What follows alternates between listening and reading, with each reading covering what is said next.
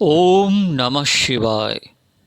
নমস্কার, আমি কৌশিক মুখার্জি আপনাদের জ্যোতিষ শিক্ষার এই জগতে স্বাগত জানাচ্ছি। আমার উদ্দেশ্য হল জ্যোতিষের মতোই দিব্যজ্ঞানকে সমাজের মধ্যে প্রচার করা ও এই শাস্ত্র সম্বন্ধে মানুষের মনে যা ভ্রান্তি আছে তা পরিষ্কার করা।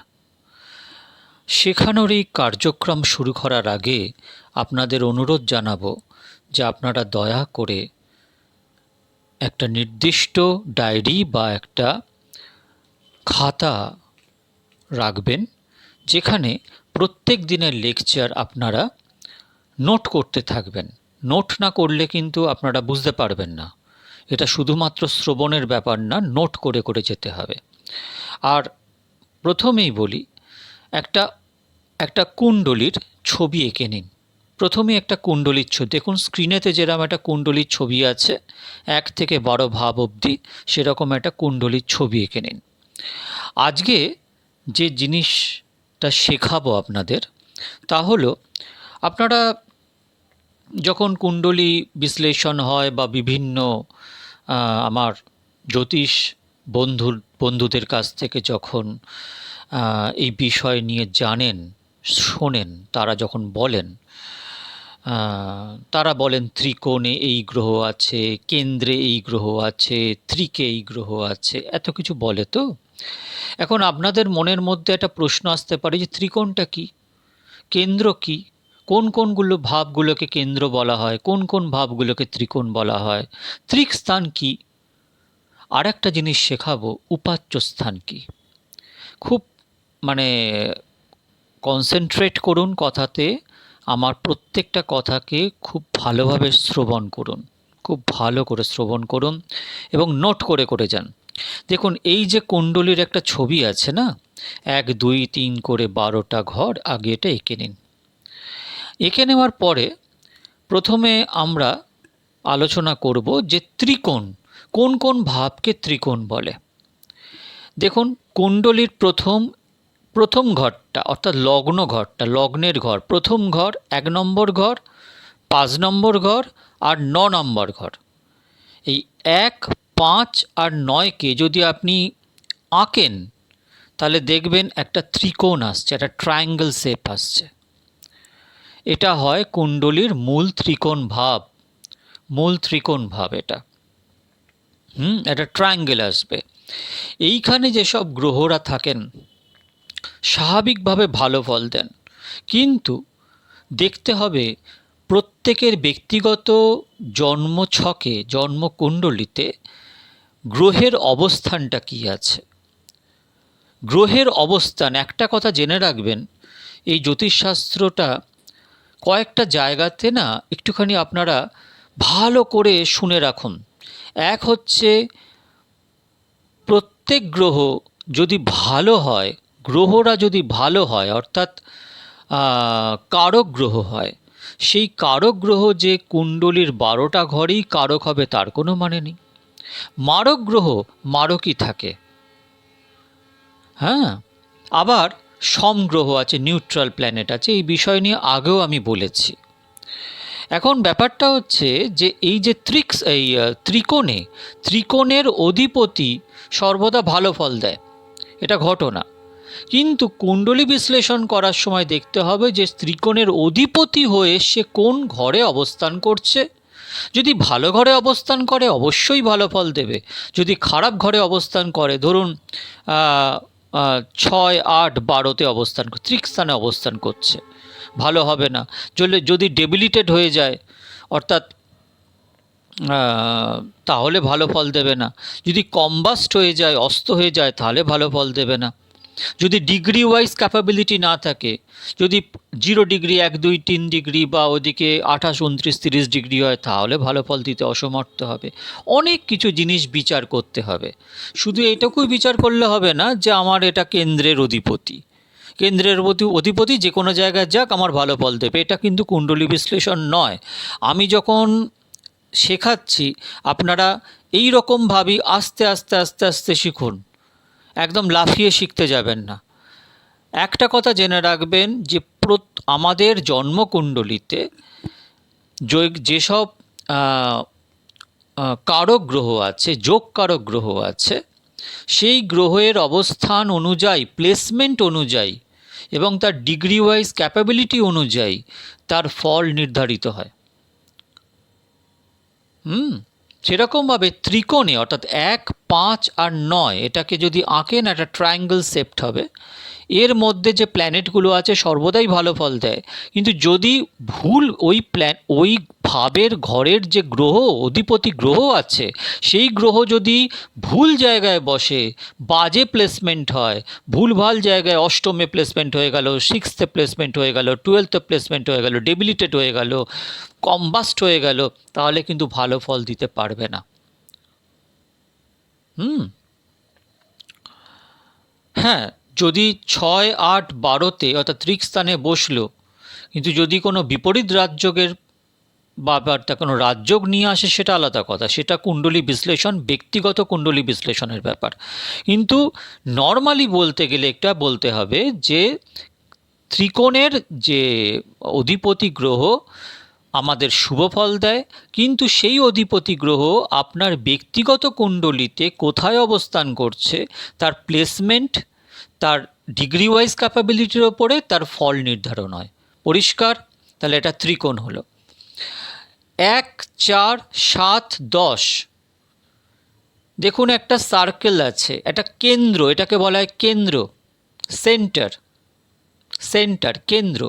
একটা কুণ্ডলীর কেন্দ্র হচ্ছে প্রথম ঘর, চতুর্থ ঘর, সপ্তম ঘর, দশম ঘর। এটাকে যদি আপনি একটা সার্কেল করেন, এটা কেন্দ্র হয়ে গেল। এই কেন্দ্রের অধিপতি গ্রহ ভালো ফলও দিতে পারে, খারাপ ফলও দিতে পারে। সেটা যখন কুণ্ডলী বিশ্লেষণ হবে তখন নির্ণয় করা হবে যে এই কেন্দ্রভাবে অধিষ্ঠিত যে গ্রহ আমার ব্যক্তিগত জন্মকুণ্ডলিতে কোথায় আছে, কোন ঘরে আছে, এবং সেই যদি ভালো ঘর পেয়ে যায় তাহলে ডিগ্রি ওয়াইজ ক্যাপাবিলিটি আছে। তো যদি ডিগ্রি ওয়াইজ ক্যাপাবিলিটি না থাকে তাহলে কিন্তু ভালো ফল দিতে পারবে না। এইগুলো বিচার করতে হবে। তাহলে 1, 4, 7, 10 এই চারটে ভাব হচ্ছে কেন্দ্র ভাব, 1, 5, 9 হচ্ছে ত্রিকোণ ভাব। পরিষ্কার? লিখে ফেলুন ভালো করে। আর একটা ভাব হচ্ছে 6, 8, 12। এই 6 নম্বর অর্থাৎ 5-এর পরে 6, এখানে 7-এর পরে 8 আর 11-র পরে 12। এই যে 6, 8, 12 এই যে তিনটে ভাবকে বলা হয় ত্রিক ভাব। এই ত্রিকভাবে বসে থাকা গ্রহরা কখনো ভালো ফল দেয় না যদি না কোনো বিপরীত রাজযোগের পরিস্থিতি তৈরি হয়। এই স্থান 6তম ঘরটা কি নির্দেশ করে? রোগ, ঋণ, শত্রু, মামলা মোকদ্দমা, লিটিগেশন, কোর্ট কেস, এগুলো। হাউস অফ কম্পিটিশন, চাকরির ভাবও 6th হাউস থেকে আমরা নির্ণয় করি। 8th হাউসটা হচ্ছে মৃত্যু, ডেথ, অবস্ট্যাকল, হিন্ড্রেন্স, হ্যাঁ, তারপরে থিঙ্কিং, ওভার থিঙ্কিং, দুশ্চিন্তা, হ্যাঁ, অবসাদ, ডিপ্রেশন, ফ্রাস্ট্রেশন, এই সব কিছু 8th হাউস থেকে বিচার হয়। আর 12th হাউসটা হচ্ছে expenses, hospital expenses, mental asylum, foreign journey, এই সব কিছু 12th হাউস থেকে, বিশেষ করে ব্যয়টাকে আমরা নির্ণয় করি 12th হাউস থেকে। তাহলে 6, 8, 12 এই তিনটে ঘর হচ্ছে ত্রিকস্থান। এই ত্রিকস্থানে অধিষ্ঠিত যে কোনো গ্রহ যদি ত্রিকস্থানে চলে যায়, ধরুন কেন্দ্রভাবে অধিষ্ঠিত কোনো গ্রহ বা ত্রিকোণের অধিষ্ঠিত কোনো গ্রহ হঠাৎ করে 6, 8, 12তে চলে গেল, তাহলে ভালো ফল দিতে পারবে না যদি না কোনো বিপরীত রাজযোগের পরিস্থিতি তৈরি হয়। সেটা ব্যক্তিগত কুণ্ডলী বিচার করার সময় আমরা জানতে পারবো। তাহলে আমরা কি পেলাম? আমরা আজকে পেলাম 1, 5, 9 এইটাকে যদি আমরা আঁকি তাহলে একটা ট্রায়াঙ্গেল হয় যেটাকে ত্রিকোণ বলে। 1, 4, 7, 10 এটাকে যদি আমরা একটা সার্কেল করে দিই এটাকে সেন্টার বলে, অর্থাৎ হরোস্কোপের কুণ্ডলীর, জন্মকুণ্ডলীর এটা কেন্দ্র। এই গ্রহ কেন্দ্রভাবে অধিষ্ঠিত গ্রহ বা ত্রিকোণভাবে অধিষ্ঠিত গ্রহ যদি প্লেসমেন্ট ভালো হয় খুব ভালো ফল দেবে যদি ডিগ্রি ওয়াইজ ক্যাপাবিলিটি থাকে, আর যদি প্লেসমেন্ট বাজে হয় তাহলে ভালো ফল দিতে পারবে না। আর যদি ভালো জায়গায় প্লেসড থাকে কিন্তু ডিগ্রি ওয়াইজ ক্যাপাবিলিটি না থাকে তাহলেও ভালো ফল দিতে পারবে না। আর 6, 8, 12টাকে আমরা ত্রিক স্থান বলছি। আর একটা স্থান বলি 3, 6, 12, মাফ করবেন 3, 6, 11। 3 নম্বর ঘর হচ্ছে পরাক্রমের ঘর, পরিশ্রম, পরাক্রম, বেকার পরিশ্রম, ছোট ভাই বোন, এই সব নির্ণয় হয়। 6তম ঘর হচ্ছে রোগ, ঋণ, শত্রু, মামলা, মোকদ্দমা, house of competition, litigation, court case, এইসব নির্ণয় হয়। আর 11তম ঘর হচ্ছে যে ফুলফিলমেন্ট অফ ডিজায়ার, লাভের ঘর, ইচ্ছাপূর্তির ঘর।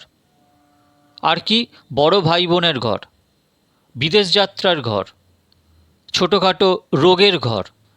তাহলে এই স্থানে পড়ে থাকা গ্রহ ভালো ফল দেয়, আবার খারাপ ফলও দেয়। সবসময় যে 3rd হাউসে পড়ে থাকা বা 6th হাউসে পড়ে থাকা বা 11th হাউসে পড়ে থাকা গ্রহ খারাপ ফলই দেবে এমন কোনো ব্যাপার নয়, ভালো ফলও দিতে পারে। কিন্তু আজকের বিষয়বস্তু হচ্ছে যে 3 নম্বর ঘর, 6 নম্বর ঘর আর 11তম ঘর, এই ঘরে অধিষ্ঠিত গ্রহ ভালো খারাপ দুই ফল দেবে, সেটা বিশ্লেষণের ব্যাপার। কিন্তু এই 3, 6, 11 এই তিনটে ঘরকে আমরা বলি উপাচ্য স্থান। তাহলে প্রথমে আমরা পেলাম ত্রিকোণ 1, 5, 9, এটাকে ত্রিকোণ ভাব, ট্রায়াঙ্গেল। 1, 4, 7, 10 এটাকে আমরা কেন্দ্র ভাব, সার্কেল, এই সেন্টার পয়েন্ট অফ হরোস্কোপ। 6, 8, 12 হচ্ছে ত্রিক স্থান, আর 3, 6, 11 হচ্ছে উপাচ্য স্থান। তাহলে 4টে ভাব সম্পর্কে আমরা জানতে পারলাম, কেন্দ্রভাব, ত্রিকোণ ভাব, ত্রিক ভাব আর উপাচ্য ভাব। আজকে এটুকুই। পরের দিন আবার নতুন বিষয় নিয়ে হাজির হব।